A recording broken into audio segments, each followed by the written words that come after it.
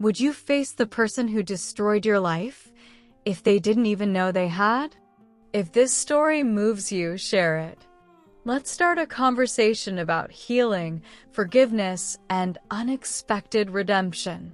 Presented by the Soul Script, where real stories speak to the heart. Claire Emerson had written the email in the dead of night, the kind of night where silence rang louder than screams. Her hands trembled over the keys, each word a bitter echo of years lost. The message wasn't intended to be sent. It was a purge, a catharsis, a scream into the void. Subject: You ruined my life. To Dr. Thomas Alden, Princeton University. She stared at it for a long time after writing. Her cursor hovered over send, like it might explode if she touched it. And then, perhaps out of exhaustion or defiance or a sudden need for release, she clicked it. Send. And with that, the email was gone. Claire had not expected a reply. Not after 12 years. Not after the court case, the scandal, the collapse of everything she had built. Not from the man who had watched it all fall apart and never said a word in her defense. But the reply came 2 days later. Plain. Calm. Almost too calm. Claire, if you're willing to meet, I owe you the truth. TA. She stared at the screen for hours, her tea going cold. Part of her wanted to delete it. Another part, the part that still woke up in a sweat at 3 a.m., couldn't let it go. 12 years ago, Thomas Alden was her mentor, her trusted professor, the advisor who, through omission or intent, had let her take the fall for an academic scandal that cost her everything: her doctorate, her reputation, her friends, and, almost, her will to live. Now he was asking to meet. Claire's therapist, Elena, warned her against it. Closure doesn't always come from confrontation, she said gently. Sometimes it comes from letting go. But Claire hadn't let go. Not really. So she packed a bag, left her Boston apartment, and boarded a train bound for New Jersey. It was raining when she arrived. That soft, misty rain that soaks into your skin like regret. The cafe was almost empty, a quiet corner spot on Mercer Street in Princeton, tucked between an old bookstore and a florist whose window smelled of crushed lilac. She chose a table by the window, her back to the door. Her tea Earl Grey steamed quietly in front of her. She hadn't touched it. When the bell above the cafe door chimed, her body tensed involuntarily. She didn't have to turn around. She recognized the cadence of his footsteps. Somehow she always had. Claire, a voice said. She turned. Thomas Alden looked older. His once thick hair was thinning and touched with gray.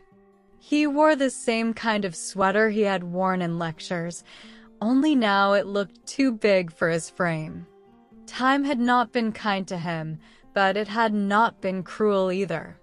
He looked human. Claire didn't rise. Sit, she said. He obeyed. The silence that followed felt like a third person at the table, thick, watching, waiting. You got my email, she said. I did. And you came. I had to. Claire tilted her head. Why now? Thomas stared at his hands. Because I've lived with a story in my head for 12 years. One where I was the hero, or at least not the villain. But then I got your message and I realized I needed to hear your story. The real one.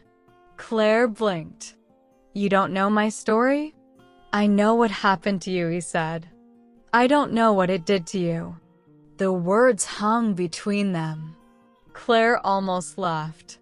It destroyed me, Thomas. I lost everything. You let them pin it all on me.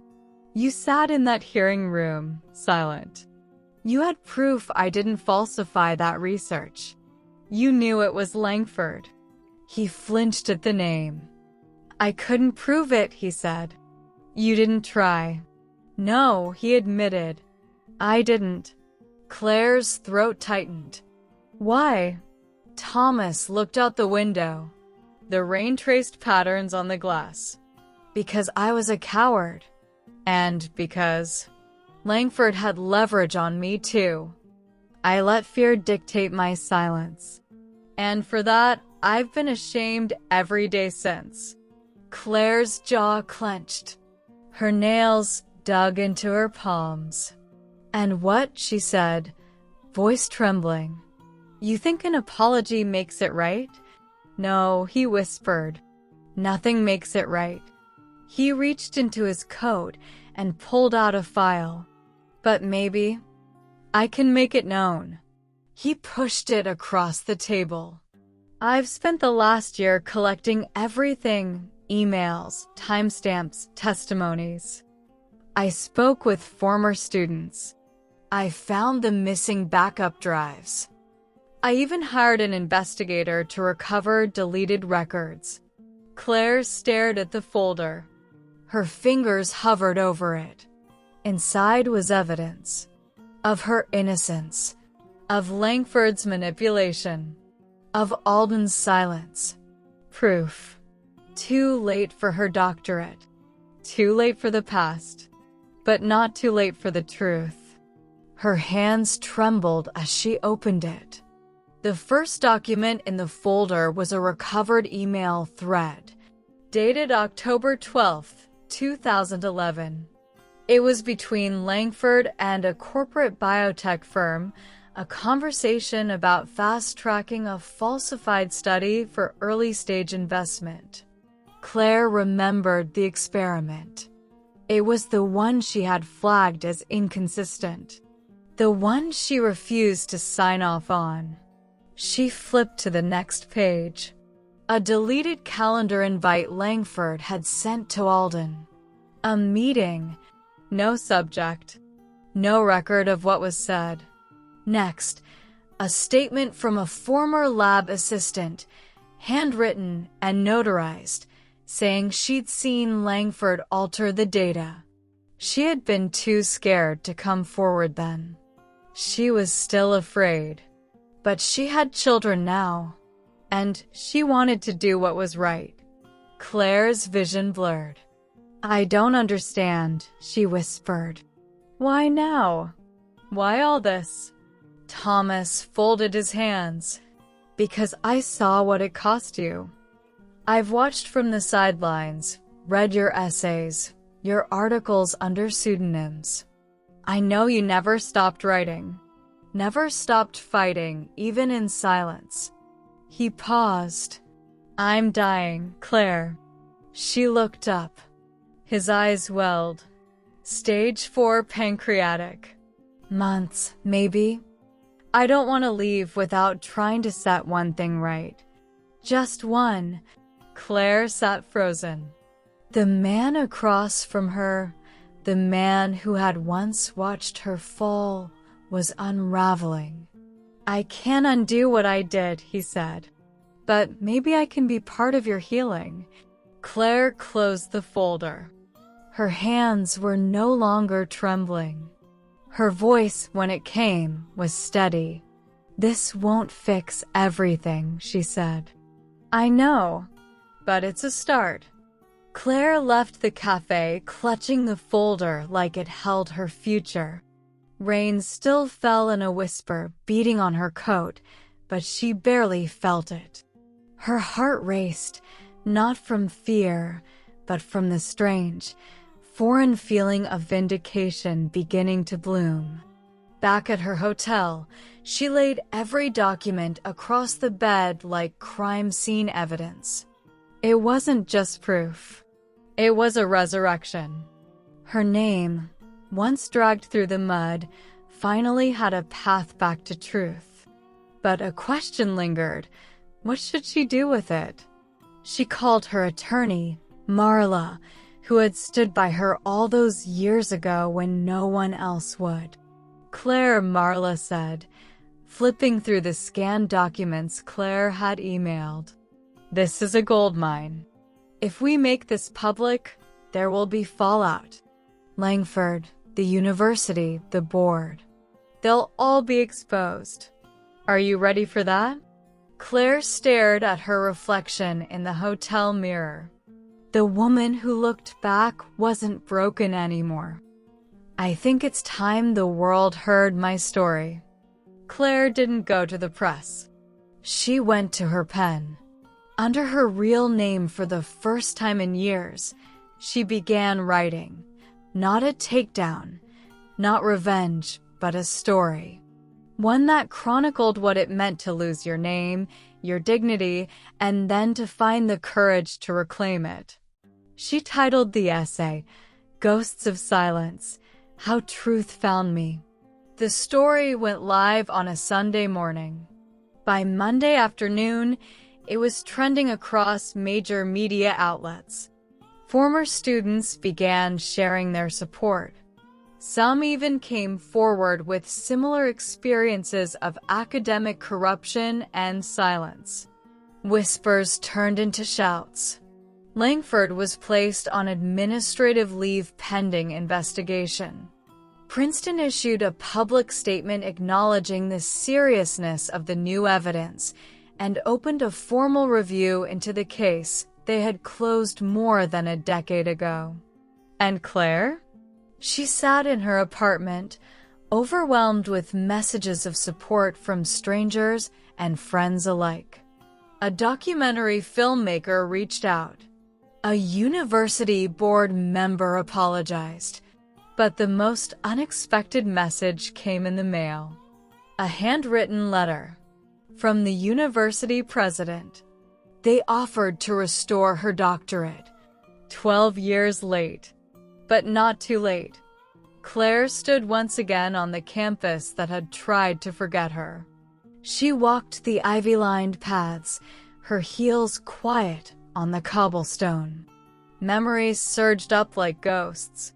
Her old lab, the seminar rooms, the library where she once slept between shifts.